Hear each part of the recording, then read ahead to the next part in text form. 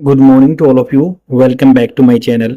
अगर सब्सक्राइब नहीं किया तो प्लीज़ सब्सक्राइब कर लीजिए, बेल आइकन को जरूर प्रेस कर लेना।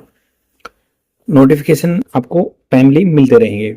न्यूज़पेपर की पीडीएफ डाउनलोड कर सकते हैं आप। टेलीग्राम चैनल पे जाना है, सर्च करना सर्च बार में द यूपीएससी फोरम, ये चैनल का नाम है।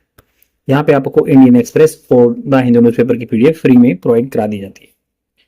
तो स्टार्ट करते हैं बिना डिले किए हुए आज का न्यूज़पेपर डिस्कशन। और मैंने बहुत बार आपको ये बताया है, रिआइटरेटेड कहा है, ये बात दोहराई है कि जब तक आप परसिस्टेंट नहीं रहेंगे you are not going to get good results with regard to the spoken English या enhancement of your current affairs knowledge.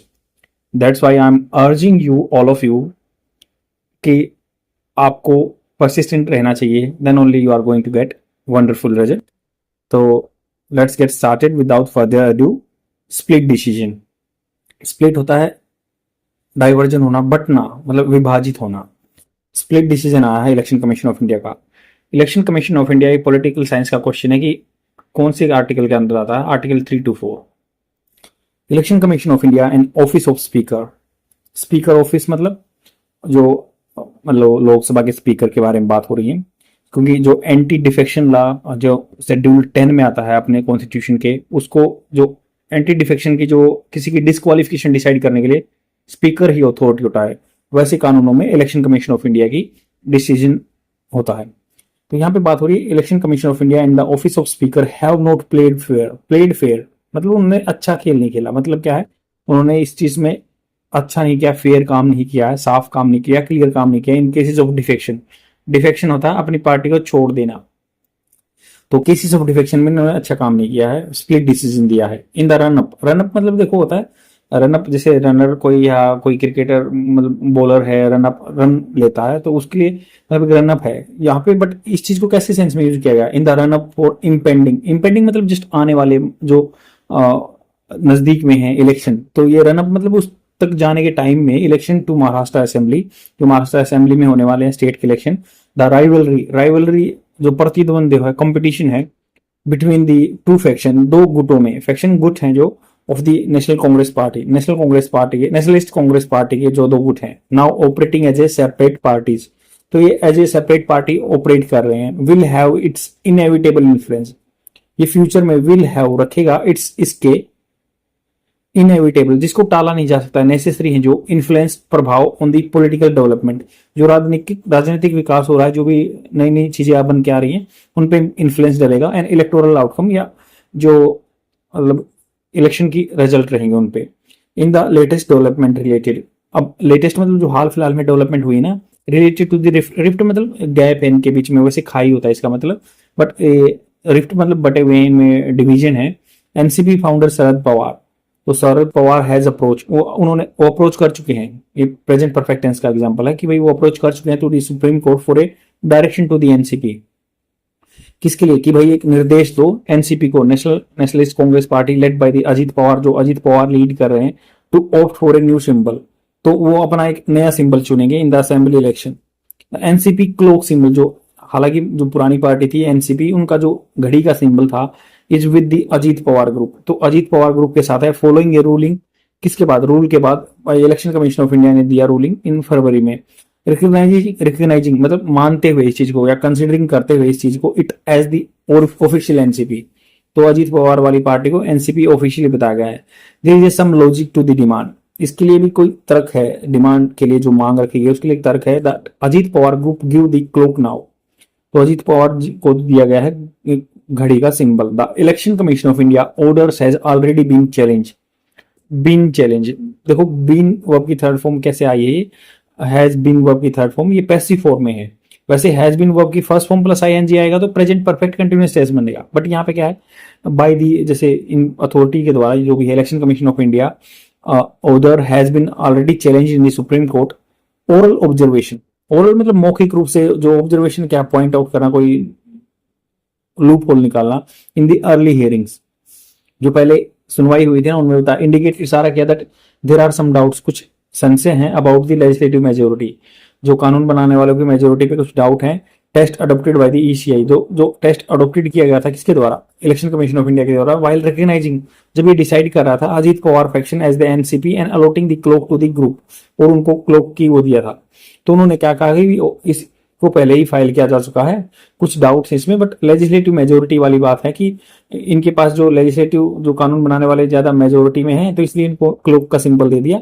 ECI order जो इलेक्शन कमीशन ऑफ इंडिया का ऑर्डर है, हैड जस्टिफाइड, इसने ये जस्टिफाई कर चुका था, हैड वर्ब की थर्ड फॉर्म, ये पास्ट परफेक्ट टेंस में आता है। तो इलेक्शन कमीशन ऑफ इंडिया का जो ऑर्डर है मतलब पहले ही क्लैरिफाइड कर चुका था the use of legislative majority test. जो उन्होंने लेजिस्लेटिव होता है जो कानून बनाने वाले होते हैं, एक होता है एग्जीक्यूटिव क्रियान्वयन करने वाले, एग्जीक्यूटिव जो लेजिस्लेटिव की मेजोरिटी टेस्ट दिया था उन्होंने बाई ऑब्जर्व करते हुए, निगरानी रखते हुए, that the test on which group had organisation majority, group के पास ऑर्गेनाइजेशन में संस्था के रूप में मेजोरिटी है, वाज इनकंक्लूसिव। ये कोई इनकंक्लूसिव होता है, कंक्लूसिव होता है बिल्कुल लास्ट अल्टीमेट रिजल्ट, बट यहाँ पे इनक्लूसिव कोई निष्कर्ष नहीं था। As the was the test based, क्योंकि was the test based on the party aims and objective। तो मतलब ये जो ये एम्स या इसके कोई टारगेट्स हैं या ऑब्जेक्टिव उद्देश्य हैं, तो इस बेस पे टेस्ट किया गया था। Mister Ajit Pawar rated revolted मतलब इन्होंने अपना विद्रोह कर दिया था अगेंस्ट हिज अंकल, अपने अंकल जो है शरद पवार के खिलाफ, and joined the BJP Shiv Sena alliance, और बीजेपी और शिवसेना का अलायंस है जो गठबंधन है उसको ज्वाइन कर लिया था। Became part of ruling Mahayuti coalition, तो महायुति कोalition संगठन का मेंबर बन गया था। भाई एनसीपी शरद पवार जो है is the part of Maha Vikas Aghadi, तो ये महायुति कोalition का बन गया था। जो शरद पवार है महाविकास अघाड़ी के हैं। The opposition combined that includes the Shiv Sena जो यूबीटी है, द कांग्रेस उद्धव ठाकरे का जो है वो ग्रुप है उसके साथ ही है। However in the Lok Sabha election mister Ajit Pawar group won only one seat, Lok Sabha election में अजीत पवार का जो ग्रुप है उन्होंने एक सीट जीती बस लोकसभा के इलेक्शन में। While mister Sharad Pawar party using the symbol a man blowing a तुर्रा, मतलब एक आदमी तुर्रा ट्रम्पेट होता है जो बजाने वाला उसको बजा रहा है, वन 8, उसने 8 सीट जीत गई। Polling much higher number of vote, और ज्यादा वोट जीत गए। द आउटकम जो रिजल्ट आया ना, रेजिस द क्वेश्चन, ये उठाते हैं कि whether the legislative majority during a period could be used to gain or lose recognition. क्या लेजिस्लेटिव मेजोरिटी में मान लो कोई एक पार्टी में 20 आदमी है, उसमें मेजोरिटी से ज्यादा आदमी उधर चले गए, तो क्या वो बताते हैं कि भाई लेजिस्लेटिव मेजोरिटी कोई भी पीरियड में क्या इसको यूज किया जा सकता है, कुड भी मतलब फ्यूचर में यूज किया जा सकता है, गेन और लूज रिकग्नाइजेशन, जो पार्टी के रूप में तौर में पहचान या उसको पहचान को खो देना, क्या लेजिस्लेटिव मेजोरिटी को यूज किया जा सकता है। Further mister Sharad Pawar has argued that clock has been the NCP reserve symbol. Sharad Pawar ने बोला कि ये जो घड़ी का सिंबल था ना, ये एनसीपी का रिजर्व सिंबल था फॉर मेनी इयर्स, बहुत सालों तक। Allotting it to the one group may cause confusion in the voters mind, अगर मान लो किसी एक ग्रुप को ही अलॉट कर देंगे तो कंफ्यूजन हो जाएगी पार्टी में, आदमियों के माइंड में जो वोटर वोटिंग डालने वाले। The court will have to decide, अब कोर्ट को डिसाइड करना होगा वेदर की to have a level playing field by denying the clock symbol to the both side, तो दोनों साइड्स को मना कर देता क्लॉक सिंबल, तब ये लेवल प्लेइंग फील्ड आएगा। And let the recognized faction use the symbol as long as ECI or order is in force। जब तक मतलब ये क्या है, जब तक लेट मतलब अलाउ कर देना किसी को, रिकग्नाइजेशन फैक्शन नहीं मानता सिंबल, जब तक election Commission of India order नहीं आ जाता, फोर्स में नहीं रहेगा, जब तक सुप्रीम कोर्ट का डिसीजन नहीं आ जाएगा। सच डिस्प्यूट, ऐसे जो विवाद है ना, including the other major rift in Maharashtra over the represent Shiv Sena, Shiv Sena में भी ऐसे कॉन्फ्लिक्ट आया था। पोज ए चैलेंज, ये मतलब एक खतरा पैदा करता है to the ability of parties, ability जो योग्यता है पार्टी की, मेंटेन ऑर्गेनाइजेशनल यूनिटी, जो कि मेंटेन करते हैं ऑर्गेनाइजेशन में unity, in the face of attempts, किसको देखते हुए, face of attempts to split them, तो इस चीज का सामना करते हुए, फेस ऑफ अटेम्प्ट्स मतलब जो प्रयासों का सामना करते हुए, to split them through the defection and rebellion, उनको बांट देना डिफेक्शन और रिपेलियन के था। The fate of the individual, individual का जो भाग्य है, and parties involve often depend on the speaker, तो पार्टी डिपेंड रहती है स्पीकर पे under the anti defection law के अंदर, एंड ईसीआई विच अकॉर्ड्स, जो कि सहमति देता है, recognition to party and allot symbol, जो सिंबल देता है। Both institution seem to need the Supreme Court to keep them honest, तो बोथ इंस्टीट्यूशन जो भी दोनों संस्थाएं बनी हैं उनको दिख रही है कि सीम टू नीड, ऐसा दिखना चाहिए, मतलब ऐसा प्रतीत होना चाहिए कि Supreme Court to keep them honest, Supreme Court उनको दोनों को होनेस्ट करेगा। मतलब ये कहने की बात ये है कि जो घड़ी का सिंबल है किसी एक फैक्शन को दे दिया, इलेक्शन कमीशन ऑफ इंडिया ने बोला कि लेजिस्लेटिव मेजोरिटी है इनके पास, दैट्स वाई उन्होंने उनको सिंबल दे दिया।